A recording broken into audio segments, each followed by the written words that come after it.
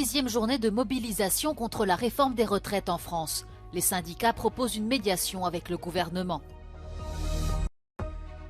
La police de Nashville a diffusé des extraits de vidéos de la fusillade qui a fait 6 morts, dont 3 enfants dans une école primaire. Une attaque au couteau contre un centre musulman a fait au moins 2 morts à Lisbonne ce mardi. L'agresseur serait un réfugié afghan souffrant de problèmes psychologiques. Les premiers chars lourds britanniques et allemands sont arrivés en Ukraine. C'est un apport de force souhaité depuis longtemps par Kiev pour faire face à l'invasion russe. Dans son rapport annuel, Amnesty International pointe l'existence à travers le monde de 2 poids 2 mesures en matière de droits humains. Une action coup de poing des cheminots ce mardi à Paris. Plusieurs centaines de militants syndicalistes, électriciens, personnels de santé mais aussi élus ont envahi les voies de la gare de Lyon afin de bloquer le trafic. Partout en France, des milliers de personnes sont descendues dans la rue pour cette nouvelle journée de mobilisation contre la réforme des retraites. Les syndicats espèrent revenir à la table des négociations avec le gouvernement. Donc on prend 1 mois et demi, où on laisse, on dit voilà les 64 ans ça ne s'appliquera pas et on fait de la médiation. Et ensuite on se met autour de la table et on regarde sur la question du travail, des retraites, sur quoi il peut y avoir ou pas un compromis social. Près de 30% des enseignants se sont mis en grève. Plusieurs campus universitaires restent bloqués et de nombreuses raffineries sont à l'arrêt. La plupart des manifestations se sont déroulées sans heurts majeurs, contrairement à la dernière journée de mobilisation.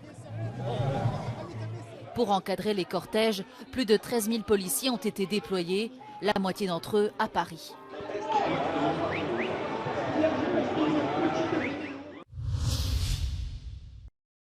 Des images d'une rare violence. Plusieurs coups de feu brisent les vitres d'une école primaire de Nashville aux États-Unis.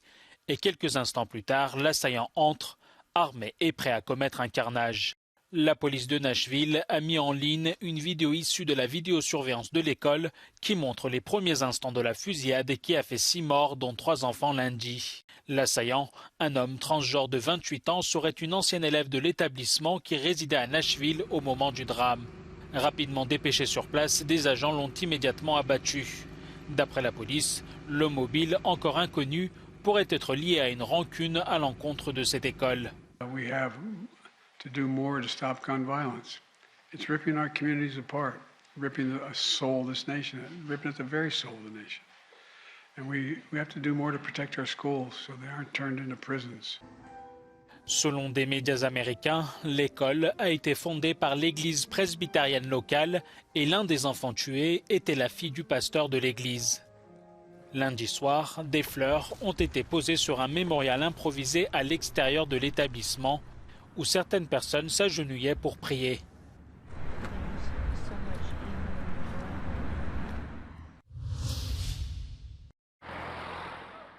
Une attaque au couteau contre un centre musulman a fait au moins 2 morts à Lisbonne ce mardi.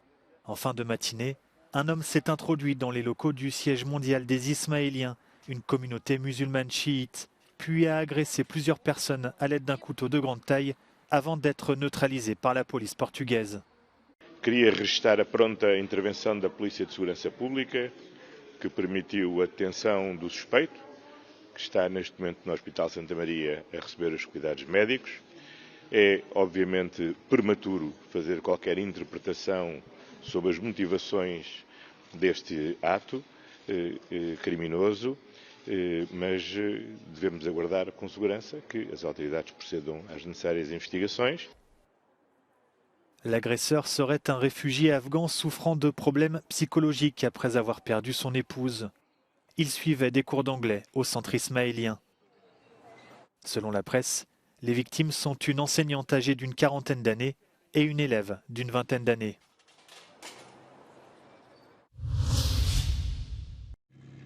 Les premiers chars britanniques Challenger 2 sont bien arrivés en Ukraine.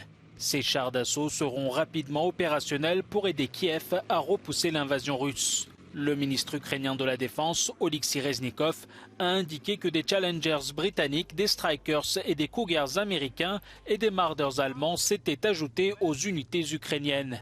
Le ministre a posté sur les réseaux sociaux une photo de ces véhicules militaires. Cette annonce intervient quelques heures après que le chancelier allemand Olaf Scholz ait confirmé que Berlin avait envoyé à l'Ukraine les chars Léopard 2. The answer to your question is yes, we delivered Leopard tanks as we announced. Après avoir été pressé de toutes parts pour livrer des Léopard 2, Olaf Scholz avait donné son feu vert fin janvier. Les Occidentaux considèrent que l'Ukraine a le droit de se défendre, mais certains sont réticents à livrer des armes qui provoqueraient une escalade du conflit en permettant à l'Ukraine de frapper la Russie. Amnesty International pointe l'existence à travers le monde de 2 poids 2 mesures en matière de droits humains.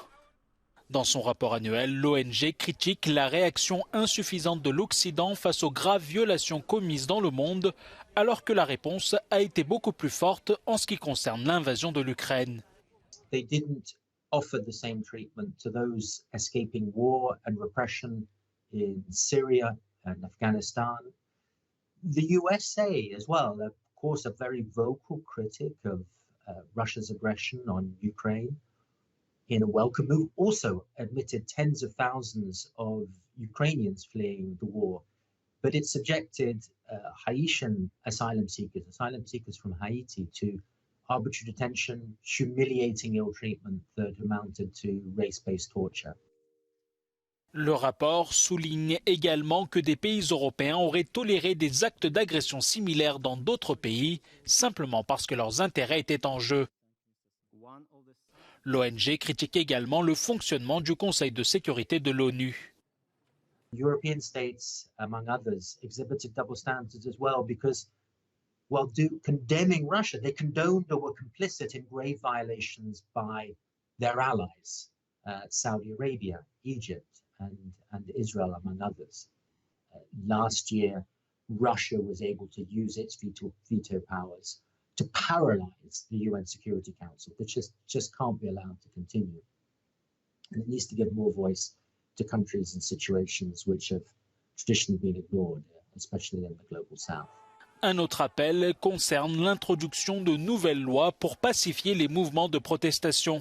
Amnesty International demande au gouvernement de cesser de recourir à une force excessive et de soutenir les négociations. Malgré la guerre, le gaz russe continue de transiter par l'Ukraine. Ce paradoxe ne pourra prendre fin que si l'Union européenne décide de réduire totalement sa dépendance à l'égard des hydrocarbures russes. C'est l'analyse du directeur de Naftogaz, l'entreprise énergétique publique ukrainienne. Les 27 ont drastiquement réduit leurs importations, mais certains États membres ont encore besoin des livraisons par oléoduc. Overall, we should limit any additional income by Russia during the course of war. But from another hand, we should understand that some European countries cannot immediately refuse of using this gas, and we welcome the initiative of European Union to constantly reduce the consumption of Russian gas. So you're saying it's up to the European member states actually to reject Absolutely. this gas coming through Ukraine from Russia? Absolutely. The customer is European Union countries. Le directeur de Naftogaz souligne que le principal objectif et défi pour l'Ukraine est d'arrêter les importations de gaz et de devenir autosuffisante.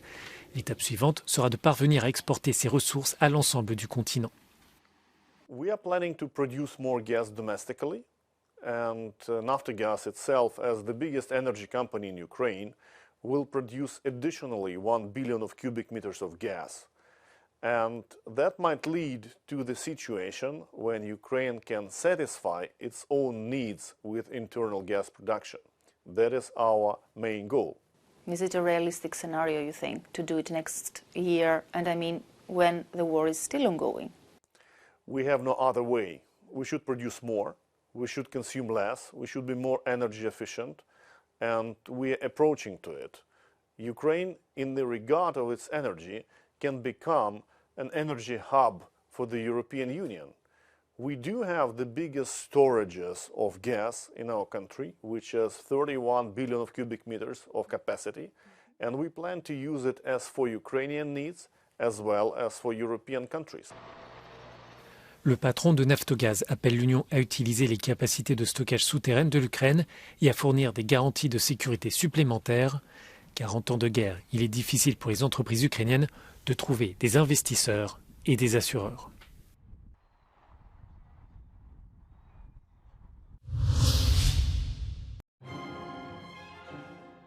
« 2023 marque le centenaire de la naissance d'une icône grecque, la cantatrice Maria Callas.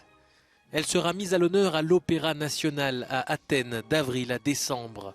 Celle que l'on surnommait la Divina a bouleversé l'art lyrique du XXe siècle, se produisant sur les plus grandes scènes mondiales. Expositions, documentaires, galas et ateliers éducatifs, toute une série d'événements sont prévus pour rendre hommage à son œuvre.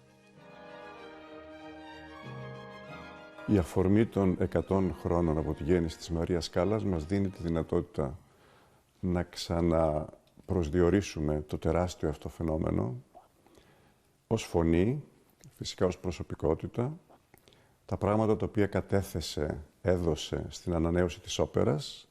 Μιλάμε για την εποχή πριν την Μαρία Κάλλας και μετά την Μαρία Κάλλας. Οπότε έχουμε την ανάγκη με αυτή την αφορμή να δείξουμε πτυχές της μουσικής της προσωπικότητας που πιστεύω ότι είναι πολύ σημαντικές να περάσουν στη νέα γενιά, μια γενιά που δεν γνωρίζει ακριβώς την Μαρία Κάλλας.